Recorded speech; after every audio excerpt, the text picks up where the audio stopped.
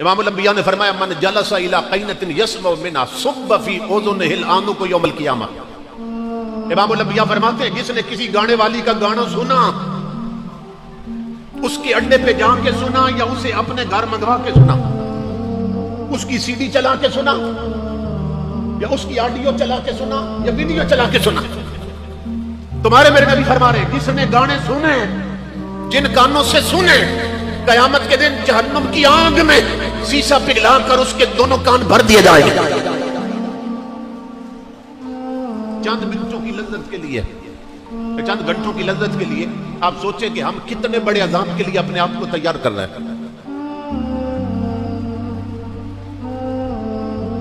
یہ جو کان ہے نا، کان، ان کی شکل ہی اللہ نے سیپیوں جیسی بنائی ہے، سیپیوں جیسی. سیپی جانتے ہیں؟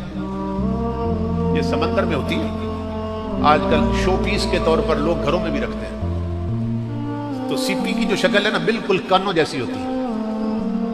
آپ سیپی کو سامنے دیکھیں نا، ایسے لگتا ہے کان سامنے رکھ دیا، کان کاٹ کے، بالکل کانوں کی طرح اس کی شکل ہوتی ہے، سٹرکچر جو اس کا ہے.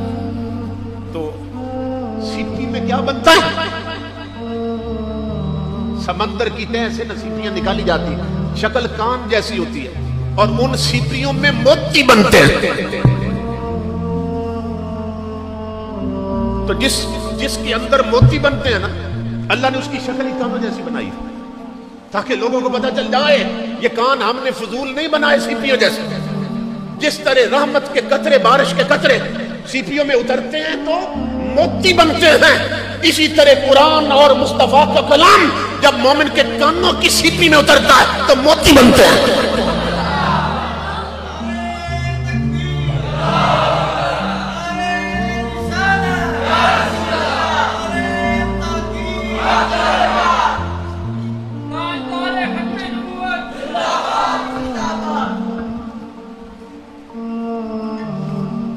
امام الانبیاء فرماتے ہیں دونوں کان بھر دیے جائیں گے، کس سے؟ جہنم کی آگ میں پگھلائے ہوئے سیسے کے ساتھ. یہ صورتحال ہے. اب امام الانبیاء کے غلاموں، ہمارے ہاں نا شادیوں پر بہت سی رسمیں ایسی ہیں، حالانکہ النکاح من سنتی، حضور کی حدیث ہے کہ شادی کرنا میری سنت ہے، لیکن اس ایک سنت کے ارد گرد ہمارے ہاں اکثر لوگ یا ہندوؤں کی رسمیں ادا کرتے ہیں یا عیسائیوں کی رسمیں ادا کرتے ہیں.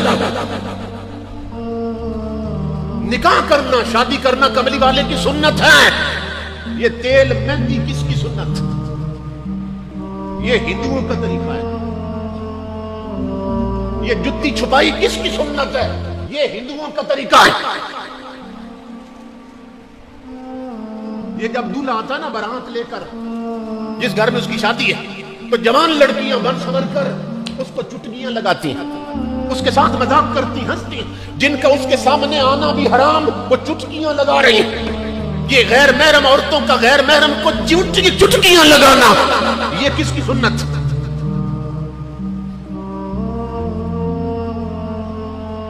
زندگی میں ایک ہی سنت اس نے پوری کرنی تھی شادی کر کے، اور تو سنت اسے کوئی نصیب ہی نہیں ہے نا. تو وہ ایک جو سنت تھی اس کی برکت بھی ختم کر لی اس نے. اس کے ارد گرد عیسائیوں کی سنتیں، یہودیوں کی سنت اور کافروں کے طریقے اس نے اپنا رکھے.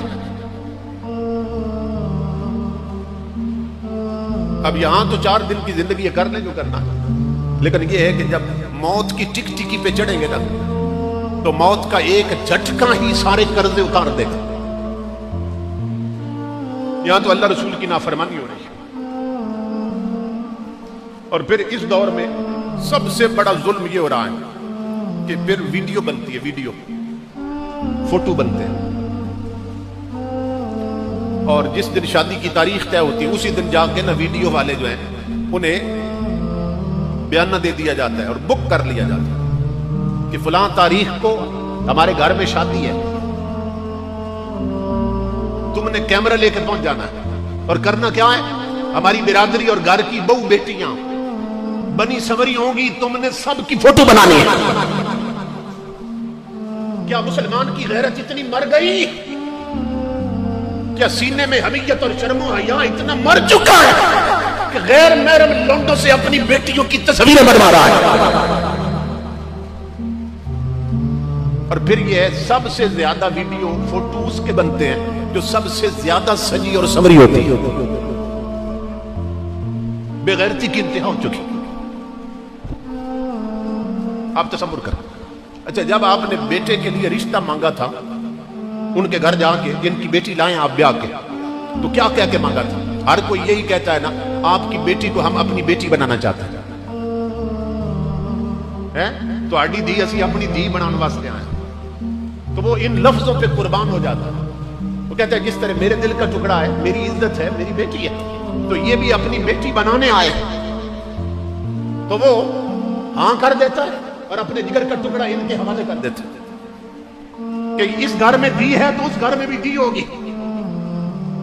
یہ میری بیٹی ہے تو یہ بھی بیٹی مانگ رہے ہیں.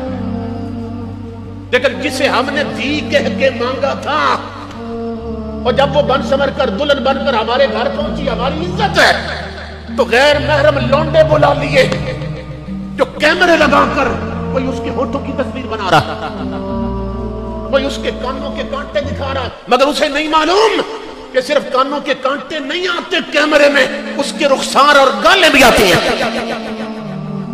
خودی گلاں دیا تصویریں بھی بننی ہیں. پھر اندر بچیاں ہوتی ہیں نا, اگر شریف ماں باپ نے کوئی چادر کروا کے بھیجی ہے بیٹی دلہن, تو وہ اندر نہ سامنے سے ہٹا دیتی ہے, چادر ہٹا دیتی ہے, کیونکہ ساتھ لڑے ہار جو دکھانے, لاکٹ جو دکھانے, وہ کیمرے والوں کو کہتی ہے سامنے سے بناؤ تاکہ ساتھ لڑا ہار بھی نظر آئے, تاکہ یہ لاکٹ اور سونا نظر آئے جو گلے میں پہنا ہے. ان نادان بچیوں کو نہیں خبر کہ کیمرے نے صرف سات لڑے ہار کی فوٹو نہیں بنانی ہے, اس نے چھاتیوں کی بھی بنانی ہے, اس نے سینے کی بھی بنانی ہے. جو سینہ, یہ محمد عربی کی امت کی بچی ہے, اس نے محمد عربی کا کلمہ پڑھا ہے. جو اپنا سینہ مسلح پر بھی نہیں دکھا سکتی, وہ دلہن بن کے اپنا سب کچھ دکھا رہی ہے. اور پھر بنانے والے وہ کیا کرتے ہیں, وہ اس کے ہاتھوں پہ کیمرہ فوکس کرتے ہیں تاکہ انگلیوں کی انگوٹھیاں دکھائی جائیں. پھر بچیاں پکڑ کے ہاتھ یوں کر دیتی تاکہ ہاتھوں کی مہندی دکھائی جائے. پورے بازو ہوتے تھے, پورے بازو, مسلمان عورت کا بازو پورا آدھے ہاتھ تک, گٹوں تک بھی نہیں, آدھے ہاتھ تک ہونا ضروری ہے. مگر امام الانبیاء کے غلاموں فلمیں دیکھ دیکھ کر, ڈرامے دیکھ دیکھ کر وہاں سے فیشن پکڑے اور بچیوں کے بازو یہاں تک ختم ہو گئے. شارٹ ڈریس پہننے لگ گئی اور یہاں تک بازو ننگے کر دیے. کیوں کہ اگر لمبے رکھیں تو ہاتھوں کے کڑے کیسے نظر آئیں گے, سونے کی چوڑیاں کیسی نظر آئیں گی. اس بدبخت نے سونے کے کڑوں کے لیے اپنے آپ کو جہنمی کر لیا کہ سونے کے کڑے بھی نظر آئیں تصویر میں اور ویڈیو میں. تو یہ صورت حال ہے ہماری. یہ سب سے بڑی بغیرتی ہے جو ہمارے ہاں ہو رہی ہے. ویڈیو بن جاتی ہے. دیکھو نا, آج ہر لڑکے کے پاس, ہر لڑکی کے پاس موبائل ہے. اگر زیادہ ہی ضروری ہے تو میاں بیوی اپنے موبائلوں میں اپنی دونوں خود تصویریں بنا لیں اور اس کا کوئی لامپ کر دیں, کسی کو نہ نظر آئے. اپنے شوق کے لیے آپ کر لیتے نا. لیکن یہ کیا بے غیرتی ہے کہ وہ سی ڈی بن جاتی ہے اور برات میں آنے والے سارے لوگ, ان کا مطالبہ ہوتا ہے اس کی ایک کاپی ہمیں بھی دینی ہے, اس کی ایک کاپی ہمیں بھی دینی ہے.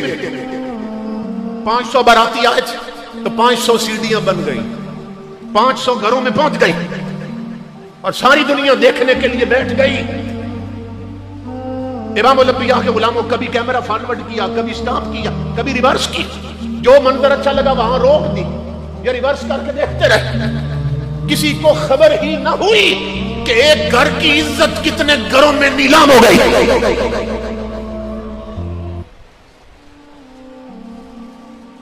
علامہ اقبال نے کہا تھا انجام غلامی کیا کہیے, بربادی سی بربادی ہے. تو درس یہ بطحا نے دیا وہ درس پڑھانا بھول گئے.